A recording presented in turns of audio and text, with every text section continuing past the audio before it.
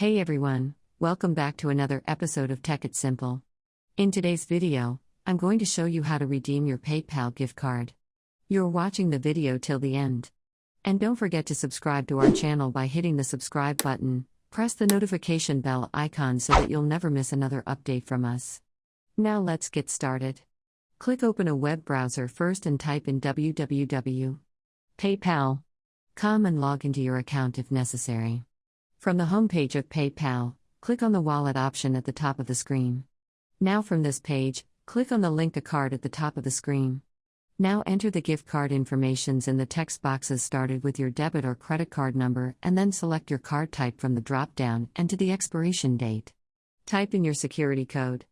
And finally, click on Link Card. So now to do that, you'll be able to link to gift card on PayPal and redeem your gift card. I hope you found the video to be helpful. If you did, go ahead and give us a thumbs up, comment down below in the comment box. If you have a question or a feedback for us, I'll soon be back with more tutorial episode. Goodbye till then.